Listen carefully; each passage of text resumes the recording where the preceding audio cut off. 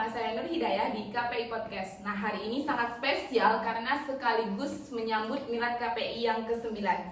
Hari ini kita kedatangan bintang tamu yang spesial, narasumber yang sangat ditunggu-tunggu di KPI Podcast, yaitu Bapak Septian Diandi selaku Ketua Prodi Komunikasi dan Penyiaran Islam. Gimana Pak kabarnya? Alhamdulillah baik. Ya.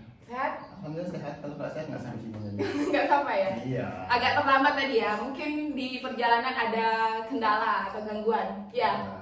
Gangguan-gangguan seperti itu biasa ya. Iya. Karena memang ya kita ini nggak hidup sendiri ya. Ada lagi yang masih single ini mungkin nggak ada permasalahan. Tapi kalau yang sudah menikah ini kan ya ada permasalahan. Ya permasalahan nggak ada, tapi sibuk di rumah loh. Ini bulan puasa. Sebagai cewek kan bantu orang tua di rumah. Yang menyempatkan waktu demi Bapak sebagai narasumber hari ini loh. Betul. Ya. Jadi gimana hari ini? Berjalan lancar? Hari ini berjalan lancar seperti biasa. Alhamdulillah full, masih puasa, belum ada yang bolong sampai sini. Jadi seluruhnya pada bolong ya? Mungkin dulu pernah ya, cuma agak lupa gitu ya. Nggak diganti. Oh ganti dong. Oh, Tetap ganti. Ya, ganti nggak mungkin nggak diganti itu. Ya, oke. Karena spesial di milad KPI yang ke-9 ini. Sebagai ketua prodi KPI, pasti seputar prodi KPI sendiri itu Bapak udah di luar nalar lah. Udah nggak perlu buka Google, buka buku gitu. Ya nggak? Berapa tahun Bapak udah menjadi ketua prodi KPI?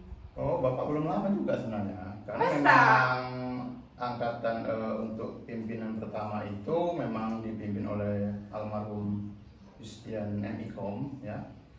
Yang beliau cukup lama sebenarnya menjabat dari tahun 2015. Tapi itu udah pergantian ya. Awalnya dulu Pak Amir pernah menjabat jadi pimpinan juga. Jadi Pak Amir itu pernah menjadi ketua prodi di KPI dan sekretarisnya Pak Yustian.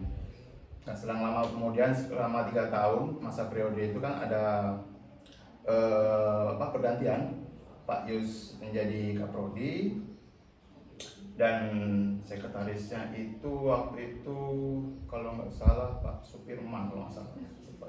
Jadi pergantiannya itu setiap 3 tahun atau? Ya, jadi untuk di style sendiri itu kontrak itu selama 3 tahun. Terkait nanti kinerjanya bagus atau enggak, maka ada evaluasi, maka diperpanjang kontraknya gitu. Seperti itu. Kalau Bapak udah berapa tahun berarti? Bapak dari tahun 2021 ya. Belum lama juga sebenarnya di KPI, tapi untuk sekretaris berarti dari udah tahun 2018. Oh, lumayan lama berarti. Untuk KPI sendiri tuh memang udah banyak tahu berarti. Banyak tahu sih enggak juga, sedang lah. Tapi untuk KPI sendiri ya Bapak cukup mengenal lah, karena memang sudah cukup. Ya, karena prodi sendiri ya, kan harus menguasai gitu. Kalau perjalanan prodi KPI sendiri sebelum ada prodi KPI itu gimana terbentuknya prodi KPI sampai ada di Selain Natuna ini? Oke, jadi prodi KPI ini sebenarnya itu tadi baru sampaikan sesuai dengan tanggal hari ini, tanggal 27 Maret ya. Iya. Bertepatan dengan 9 tahun prodi KPI itu berdiri pada tahun 2015. Iya. 2015 itu. Berarti udah ke berapa? 9. 9 ya. Ya. Kan tes aja. Kita Ya. KPI kan komunikasi, takutnya hitung-hitungannya kurang gitu. Nah, ini jurusan IPA nih dulu. Oh iya, IPA juga dong. Oke, jadi saya lanjutkan KPI itu sebenarnya tahunnya sama dengan prodi PIAUD berdirinya tahun 2005 juga, cuma berbeda bulan aja. Jadi siapa duluan? KPI atau PIAUD dulu? PIAUD dulu sepertinya. PIAUD dulu, tapi beda tahun, beda bulan aja. Jadi perjalanannya gitu sebelum ada prodi KPI, Sebelum- maksudnya kenapa harus diadakan prodi KPI di Selain Natuna? Untuk pembentukan atau pendirian prodi KPI ini tentu dengan melihat kebutuhan di tengah-tengah masyarakat ini gitu kan. Nah, yang mana tentu selama ini kan memang lulusan STAI ini didominasi dengan jurusan ekonomi syariah Ya, dan pendidikan agama Islam yang memang sudah cukup lama dari tahun 2002 ya. Jadi berangkat dari situ ya, pimpinan stakeholder yang terlibat di yang ada di Selain Natuna ini mencobalah untuk membuka prodi baru gitu ya. Dan alhamdulillah dengan rapat yang dilaksanakan gitulah terpilihlah prodi Komunikasi Penyiaran Islam serta PIAUD ya. Dua prodi itu yang baru berarti. Dengan pertimbangan memang waktu itu tenaga pengajarnya ada gitu. Pak Yustian Etikom itu kan linier beliau. Emang S2-nya beliau Magister Ilmu Komunikasi seperti itu. Yang pertama kali mengusungkan prodi itu sendiri kayak ini Bapak ini ke tentu waktu itu Pak Umar ya sebagai beliau pimpinan waktu itu memang beliau mengusulkan untuk didirikan prodi KPI karena kebutuhan itu tadi. Ya, dan juga apa karena kurang komunikasi gitu ya kalau prodi lain gitu? Enggak juga, karena memang waktu itu pengajarnya banyak yang komunikasi. Sekarang gimana? Sekarang juga alhamdulillah masih banyak juga. Ada yang baru kan? Pergantian. Ada pergantian nggak sih kalau untuk dosen di KPI? Untuk pergantian sih tidak, mungkin ada penambahan ya lebih tepatnya karena memang seperti kita tahu ada Bu Urai Sri Martina, beliau memang linier di bidang komunikasi ya kan. Kemudian ada Pak Distriadi yang memang beliau ini walaupun sebenarnya nggak terlalu linier tapi memang basic beliau di komunikasi juga seperti itu. Kalau untuk dosen tetap KPI ini kan ada bahasa dosen tetap gitu. Kenapa diadakan dosen tetap sementara dosen-dosen yang lain kan selalu ngajar kayak biasa gitu, masuk kelas kayak biasa, nggak harus dosen tetap, dosen panggilan gitu. Jadi untuk di KPI ya dan umumnya di STAI ya. Pada dasarnya memang ada dosen tetap itu biasanya setiap prodi itu jumlahnya 6 orang. Ya, 6 orang. Kemudian yang sisanya itu memang dosen tidak tetap dengan pertimbangan karena yang bersangkutan itu sudah mengajar kerja di tempat lain. Misalnya PNS basicnya. Jadi nggak bisa jadi dosen tetap. Nggak bisa jadi dosen tetap. Kalau pegawai gitu, kalau kerja di instansi? Nggak bisa. Jadi nanti kalau memang yang udah kerja di instansi dan udah PNS, maka nanti status beliau jadi NIDK, dosen dengan dosen khusus namanya. Bukan dosen. Berarti dosen tetap tuh nggak boleh kalau udah ada kerja lain gitu, kayak misalnya pegawai PNS, di. Tapi kalau honorer nggak masalah ya. Honorer nggak masalah. Tapi kalau PNS itu tidak boleh. Beda ya honorer sama pegawai. Beda. Nggak tahu, makanya nanya. Kalau untuk prodi KPI sendiri apa aja yang udah dilaksanakan? Kayak entah kegiatan kah? Akreditasi kah atau apa yang ada di KPI?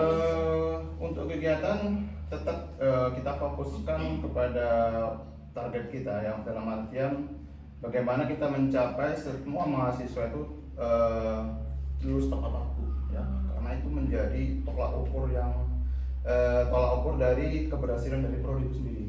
Jadi kita ingin setiap mahasiswa itu 4 semester itu udah selesai. Semester 6 itu udah selesai masih teori. 4 tahun, 8 semester. Oke, 4 tahun, 8 semester. Jadi 6 semester awal itu masih ada teori semua. Ya kan? Kemudian semester 7 nanti 2 sekaligus ada PKL dan KKN. Dan begitu semester 8 udah tinggal skripsi. Itu. Jadi memang kita target itu. Kalau dulu kan enggak ada yang sampai 8 tahun baru tamat gitu kan. Itu kan udah DO dong 14. 14 semester berarti. Terakhir. Kasih kesempatan itu. Makanya memang itu kita jangan seperti itulah. Kita targetkan 4 tahun selesai. Dan juga kesibukan saat ini tentu kita menyongsong lagi akreditasi prodi ya. Yang mana itu sangat menguras tenaga, pikiran, dan segala macam mental, lahir batin, pokoknya semuanya segala-galanya dicurahkan ke situ semua ya. Ya tentunya dengan tujuan kita mendapatkan hasil yang terbaik lah. Ingin dari yang baik sekali seperti itu. Udah mau selesai persiapannya? Untuk persiapan akreditasi kami tiap malam lembur dengan Pak Muji memang tidak kenal hari. Tidak kenal hari Minggu juga. Kita hari Minggu pun tetap. Berarti hari ini memang spesial karena Milad KPI diluangkan ya waktunya ya, kesini. memang khusus luangkan. Ya berarti hari-hari lain memang nggak bisa diganggu gitu. Nggak bisa, memang karena kesibukannya seperti itu ya. Masa? Kalau untuk ini kan yang tadi bilang 4 tahun harus selesai gitu. Nah kalau kayak mahasiswa yang misalnya nilainya di bawah 3, berapa gitu, nggak bisa ambil misalnya 21 SKS atau 23 SKS lah. Jadi berarti dia harus ngulang di semester depan, maksudnya untuk mata kuliah yang nggak bisa diambil gitu. Nanti kan semester 6 berarti ada beberapa mata kuliah yang belum selesai. Jadi gimana?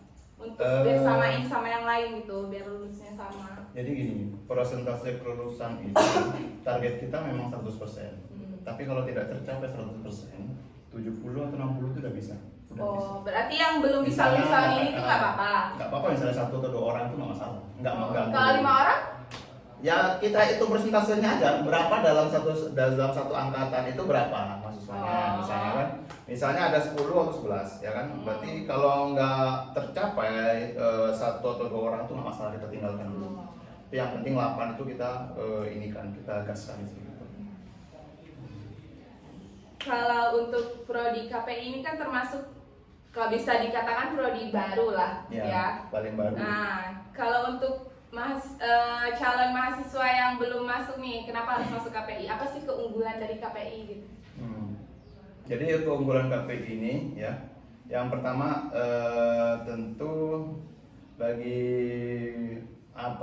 calon-calon mahasiswa KPI yang memang minatnya di bidang komunikasi atau di bidang dakwah, di bidang new multimedia, itu bisa masuk ke KPI karena memang itu sesuai dengan visi misi kita dari prodi, yang mana setiap lulusan itu menguasai bisa bidang dakwah, bisa di komunikasi, bisa di new multimedia ya. New multimedia ini bermacam-macam sesuai dengan perkembangan zaman tentunya. Misalnya nanti kehadiran aplikasi baru misalnya.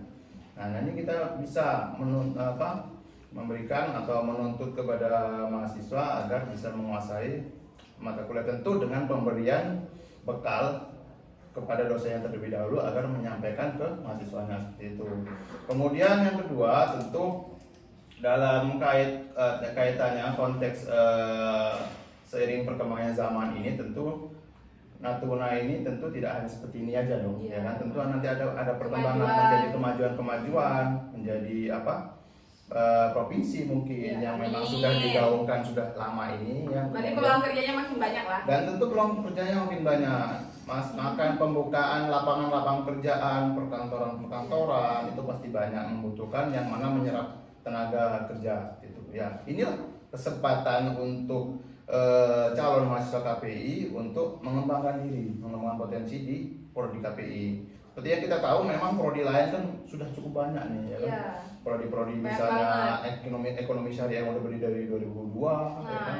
Udah banyak gitu, dan prodi-prodi lain seperti itu juga gitu kan. Makanya tentu dari prodi KPI ini menjadi sesuatu yang unik ya, memberi sesuatu yang menjadi kelebihan nantinya ketika mereka lulus itu bisa menjadi nilai jual lebih seperti itu.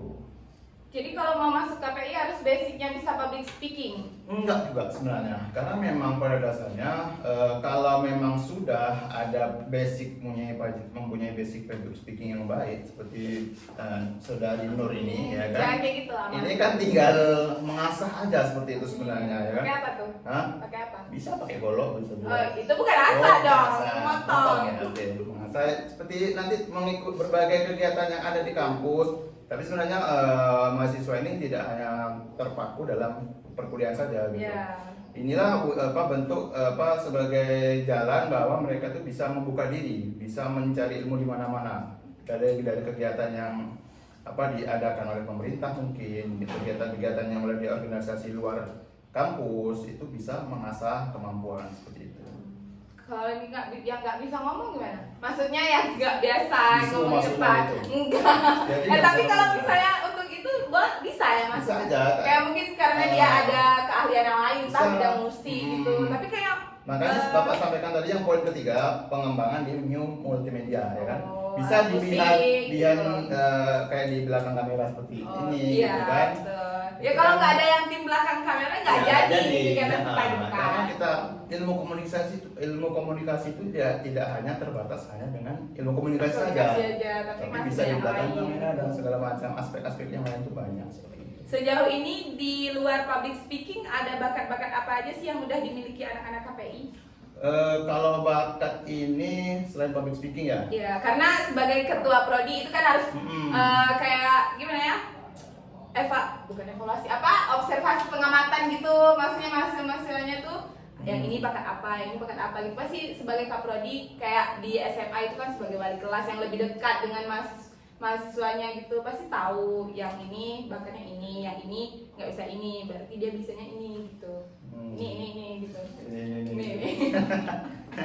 Jadi kalau bakat itu sebenarnya cenderung kalau yang bersangkutan memang tidak mengeksplor ya kan, kita juga bingung kadang karena Ya.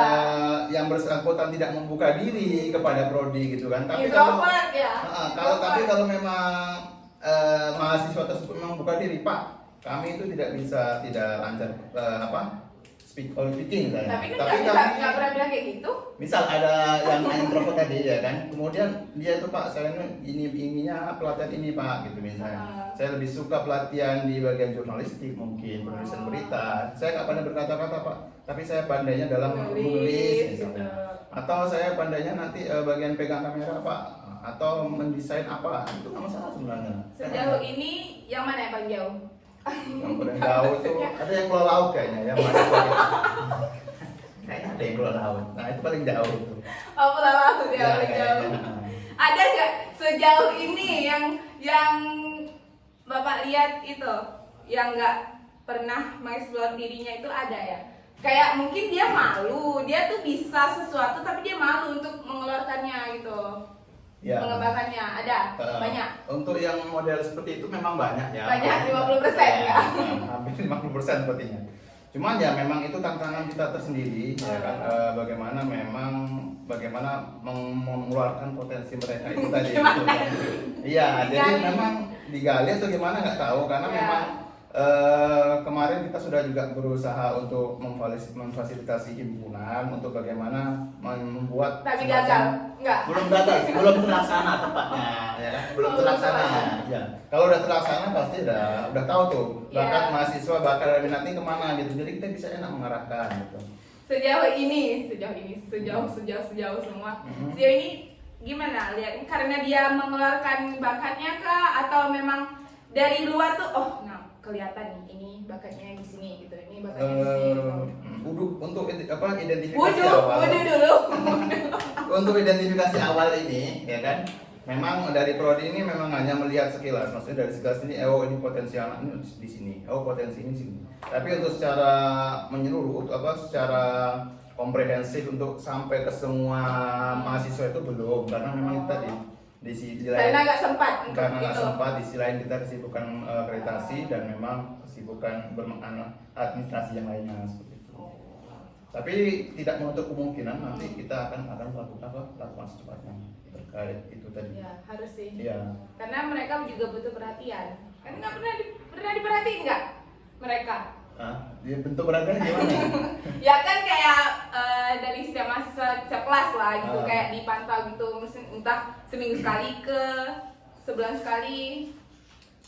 Karena ya itulah himpunan. Tapi biasanya bukan Bapak nggak sih yang mantau-mantau? Mantau-mantau itu mata-mata biasanya. Jadi kalau tugas mantau-mantau itu bukan Bapak. Tapi intinya kalau memang ini menjadi catatan kita juga gitu kan, catatan prodi ke depannya mungkin nanti kita akan sering adakan evaluasi entah sebulan sekali gitu kan, mengumpulkan, kita saling sharing diskusi ringan seperti itu terkait kendala atau permasalahan atau segala macam yang perlu dibahas lah seperti itu, bisa juga sebenarnya. Kalau selama ini pernah nggak kayak misalnya minta salah satu mahasiswa gitu untuk jadi ini karena biar keluarin bakatnya gitu, tapi dia nggak mau gitu, itu gimana caranya? Kayak ganti orang kah atau tetap dia tapi kita harus pakai paksa gitu? Kalau yang bersangkutan memang tidak mau ya itu kadang dua opsi juga ya. Ya. Kita telusuri dulu kenapa yang bersangkutan tidak mau misalnya. Tapi kalau Nggak tidak bisa, maunya nggak memang bisa, tidak terus bisa. gitu. Nah ini kita perlu lakukan pendampingan juga sepertinya gitu kan. Iya. Padahal Konseling kita ya? Konseling? ya. Ya, selain jadi ketua prodi, Pak Septian Diandi ini juga bisa jadi konselor sebaya guys. Karena lihat nih, masih sebaya nggak? Ya. Nggak pada ya itu tadi, karena kita tengok dulu alasan yang bersangkutan ketika ditunjuk itu tidak mau apa. Padahal kalau memang kita lihat tuh memiliki potensi ya kan, mempunyai bakat, tapi kenapa tidak mau? Ternyata dia belum mempunyai keberanian gitu kan. Ya, kayak Itu, malu-malu gitu, kurang pede mungkin. Ya, mungkin kalau yang model seperti itu kita bisa lakukan mini training dulu lah, gitu kan. Jangan langsung kayak internal dulu lah. Jangan langsung dikasih panggung besar gitu. Takutnya nanti melakukan panggung kecil dulu ya. mistakes. Panggung kecilnya contohnya gimana? Ya bisa melakukan training tadi, pelatihan. Oh, pelatihan. Ya, Kan panggungnya gitu. lumayan besar ya kan. Kalau terlalu besar kita buat yang lebih kecil dulu, misalnya kawat sebaya misalnya. Nah, itu. Kalau di dalam sistem dunia pendidikan itu ada namanya peer teaching, ajar sebaya gitu. Oh, Masya Allah. Itu harus dipahami juga ya, kayak psikisnya mahasiswa juga harus tahu gitu, harus mengerti. Iya. Kalau untuk kendala di prodi itu apa? Selain yang dari mahasiswa, misalnya di prodinya gitu, entah dosennya kah, banyak laporan menjarang masuk atau apa nilainya jelek sama dosen ini gitu. Kayak semua itu nggak apa-apa kalau kita konsultasi ke prodi gitu. Itu malah kita anjurkan ketika memang mahasiswa ada yang memiliki kendala dalam perkuliahan, itu memang kita sangat welcome ya. Iya. Baik melalui Bapak bisa, melalui Bapak Muci juga bisa ya. Kita memang sangat welcome karena memang kita tidak mau mahasiswa kita ini Tertekan gitu kan. ya, tertekan, kemudian berhenti di tengah jalan gara-gara nilai segala macam, itu kita tidak mau hal itu sampai terjadi. Ya, karena tahu ada gitu kan. Alhamdulillah selama ini tidak ada gitu. Alhamdulillah. Ya, mungkin ya. Berarti masih kuat-kuat semua ya. Karena Masih. di KPI itu selain komunikasi, komunikasi, psikologi, dan internal kita itu juga harus kuat, harus aman gitu. Iya. Pasti bisa lah. Iya kan? Sejauh ini aman kok. Iya. Seru di prodi KPI. Ya karena memang kan menjadi mahasiswa itu memang harus tahan banting tujuannya, karena memang disiapkan untuk menghadapi dunia kerja yang keras, ya kan? Itulah tujuannya. Jadi kalau udah terbiasa dengan tekanan dengan pressure yang kuat gitu, terhadap perkuliahan, nanti di dunia kerja tuh slow kan gitu. Slow, santai. Masalah. Berarti yang kayak kalau yang udah biasa gitu, untuk pengalaman Nur pribadi sebelum masuk ke prodi KPI itu sempat bingung. Sebenarnya awalnya tuh nggak mau kuliah. Ya, gitu aja ekspresinya. Nggak mau kuliah gitu. Maksudnya kayak mau kerja dulu, nganggur setahun, tapi orang tua kayak mendukung untuk kuliah dulu. Maksudnya gimana ya? Waktu itu kan berjalan terus. Kalau lihat teman sebaya Nur udah setahun, udah berarti 2 semester, tapi Nur baru mau mulai gitu kan, rugi. Jadi ingat-ingat ya udahlah kuliah gitu kan. Terus sempat bingung mau pilih prodinya, kan ada 5 prodinya tuh, PAI, ekonomi, hukum, KPI sama PIAUD. Jadi antara hukum sama KPI, orang tua tuh kalau mama di sini tuh suruh ambil hukum, tapi Nur pribadi udah kayak pengen KPI, maksudnya kayak ada basic, mungkin nggak yang terlalu mahir tapi ada basic sedikit-sedikit itu di KPI. Jadi alhamdulillah dipermudah, banyak yang dukung ya KPI aja. Kalau tergantung kemauan sendiri kan, kalau niat kita di situ pasti jalaninnya juga enak gitu kan. Kalau misalnya jujur kalau untuk hitung-hitungan tuh kurang, misalnya kayak di ekonomi gitu kan berat, nanti kepikiran lagi, misalnya belum lagi ada tugas, itu kan enaknya tuh ya sesuai kemauan kita gitu, selagi baik kan. Jadi memilih KPI gitu. Selama menjalankan sebagai mahasiswa KPI enak-enak aja, alhamdulillah. Apalagi ketemu ketua prodinya Bapak Septianiani yang seasik ini gitu kan? Masuk KPI. Ya, masuk KPI. Ya kan sebentar lagi itu apa? Pendaftaran udah mulai buka sih. udah mulai. Berarti gelombang pertama baru ya? Iya. Mulai buka. Kalau untuk ngomong-ngomong seputar pendaftaran masuk ke STAI ini, apa aja yang udah KPI lakukan untuk mengajak calon-calon mahasiswa untuk masuk ke KPI? Ini sebenarnya pesan untuk khususnya anak Tuna sendiri ya. Kalau memang Bapak berprinsip seperti ini, kalau lulus sekolah gitu kan, jangan sampai tidak kuliah. Nah, kalau memang orang tuanya sanggup membiayai, silakan kuliah dulu apa-apa gitu. Asalkan kuliah. Kenapa? Karena memang siapa lagi yang mau majukan daerah kita ya? Betul, kalau bukan kita sendiri. Kalau Masa bukan diisi-isi sendiri. orang luar Iya, terus gitu ya betul. kan? Yang kita nggak Sayang mau- anak-anak daerah. Jangan sampai anak-anak daerah kita ini cuma sebagai penonton aja gitu. Betul. Jadi kalau memang orang tuanya memiliki istilahnya berkecukupan, silakan kuliah di luar ya. Mungkin ada yang ingin jadi dokter, yang setengah ada tuh, ya kan? Atau ingin ilmu komputer mungkin, kemudian atau ilmu segala macam yang memang tidak ada di STAI, silakan kuliah di STAI. Tapi kalau memang ada jurusan, ada minat di situ, kemudian ada jurusan yang memang sesuai yang diminati, misalnya komunikasi, kemudian prodi lainnya yang mungkin memang yang ingin diminati itu tadi, ya kenapa harus keluar di luar kan Iya, gitu. betul. Karena dengan kuliah di STAI ini kita sebenarnya sudah memasukkan daerah kita sendiri gitu kan, dan kita juga bisa menjalin relasi dengan mungkin selama kuliah kita bisa kenal dengan orang-orang kantor mungkin, Iya. atau orang-orang yang bekerja di bagian apa gitu. Jadi kita tuh bisa menjalin relasi yang tentu itu akan sangat berpengaruh nanti Iya. bagi karir kita gitu. Iya. Jadi orang tuh tahu kinerja kita tuh seperti ini loh gitu. Jadi kalau masuk ke dunia perkantoran nanti udah nggak canggung gitu ya rasanya. Intinya jangan sampai tidak kuliah. Ya, seperti harus itu. kuliah Harus gitu ya. kuliah. Masuk KPI gitu ya. Apalagi mau masuk KPI. Ya, mantap. Kalau untuk prodi yang kedepannya akan melakukan apa? Yang akan dilakukan prodi kedepannya? Untuk kedepannya tentu kita nggak mulu-mulu ya. Mahasiswa kita semakin banyak yang masuk ke KPI ya kan.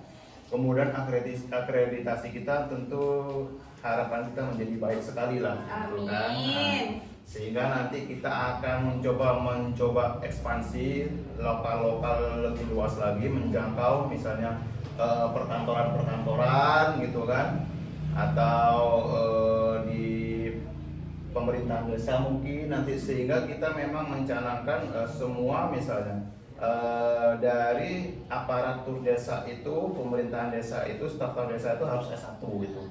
Yang mana kalau kita masuk komunikasi tentu linier tuh esos ya kan. Ya. Lulusan dari esos tuh nyambung lah. Masuk di banyak tempat gitu kan. Nggak di satu instansi Ya. atau satu bidang aja gitu. Iya, itu aja juga ditargetkan itu beberapa tahun ke depan.